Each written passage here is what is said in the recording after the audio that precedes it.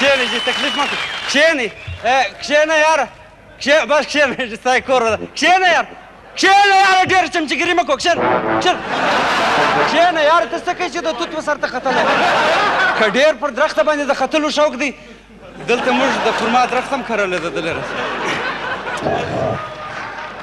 او اوس ملګرو د سیاستدان سره لازم او ملزوم یو داسې سړی دی چې هغه د دپاره نارې وایي د ده بینران لیکي د ده د جنډۍ په دیوالو باندې لګوي او دې ته وایي موږ سیاسي ورکر نو دغه رقم یو سیاسي ورکر دی تشریف راوړي سیاسي ورکر ډامبر خان زنده باد ډامبر خان زنده باد تیری جان میری جان ډامبر خان زنده باد خانه خرابې ته څه کوې د ورځې لس پاټۍ بدله بیا دې پاټۍ بدله کړې ده شه ځان ته دې پام نشته خپله دې څو پاټۍ بدلې کړې که ما بدله کړم څه اسمان راونړی دی هغه خلکو تر الکشن له مخه په کلنګ آباد کې یوه خبره کوله چې اسلام آباد ته راغلی که څه 1 2 3 یې شروع کړه دا اوس حساب وکړه بس ډېرې نارې مه وه غاړې دې لګېږي له مخه دې له بیټرۍ ډاون ده بس زما ورور تاسو خو جنګ سره شروع کړئ سر ما تاسو د دې دپاره راغوښتي واست سیاستدان صاحب چې دغه ورکران چې دي دا ستاسو څخه ډېر خوابدي دي وایي زموږ دپاره هېڅ کار نه کوي خدای دې دی خوابدي کړي چې بل یې په رنګ نه خوابدي دې ښه دي خدای دې خوابدي کړي چې 15 کاله خوابدي زموږ غوږونه به ځینې خلاصي 15 کاله بعد دې نه بیا خدای نه خوابدي کوي که خوابدي سول موږ په خپله کور ته ورځو یو خوشحاله کوو دا وټران ډېر ژر خطاوځي دا دونې مسله نه ده ښه دا خلک ته وایه دوی دې خدای وکړي چې خوابدي سي دا ووټ چې دوی تاسو ته درکوي یاره ته وا د خدای پر پارې راکوي د خدای پر پارې راکوي ووټونه ته ورته وګوره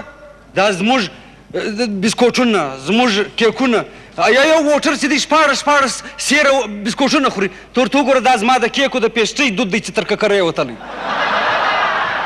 خاورې دې څه هغه زاړه بسکوټونه او کیکونه کور کې به یې ټکۍ پخه کړه غوړي به پرو مشل بره به پرو واچوله بیا به راغلی وایي دا د لندن کلچه ده په دې موږ وټران خطا ایستلي دا اوس انسان دی هغه ورځ د لداف له دوکانه سره راتېرېدم چې داسې مې وکتل یو تلتک پروت دی هغه یې په دا ډنډه خپن کوي پر لیکلي وو پر تلتک یې لیکلي وو بډو پر نیالي باندې لیکلي وو کو پر بالښت یې لیکلي وو اوټ دو های د وړو غله نیکي حرامه قیامت په ورځ قسم نه چې رنګ دې د بیزو سي ستا دپاره ما څوله خوارۍ وکښلې خلک مې د کوره راایستل ما لې ووټ واچو بډو خان کښېنه لالا خبره واوره د ده دپاره م په ګاډۍ کې لوډ سپیکران ایښي وو نارې به مو ویلې بډو خان زنده آباد بډو خان کو ووټ دو بډو خان کو ووټ دو دغه یې سیله ده نن پیسې به راسه واخیستلې ول زه موټران راولم موټر به کرایه کړلی چې کتل به مې په ډاټسن کې به خپل د کور والا ګرنازه کښېنولې وه هغه به نو دا ورا به په پسې وه په ګرده په ګاډۍ کې ناست په بټه ګوته بېدری واله چې لالی زما لالی چنار دی نجلۍ د ګلو وشته هغه دغه دی دا لالی دغه دی ګرد ویښتان یې په موټانو ځنس کولي دغه لالی یا ستا حال ورته ووایم ته خبره واوره دا پاټۍ پرېږده یا بس بډو خان مرده آباد بډو خان مرده زما بې تا نه کېږي ستا بې ما نه کېږي او بله پاټۍ څو درکوي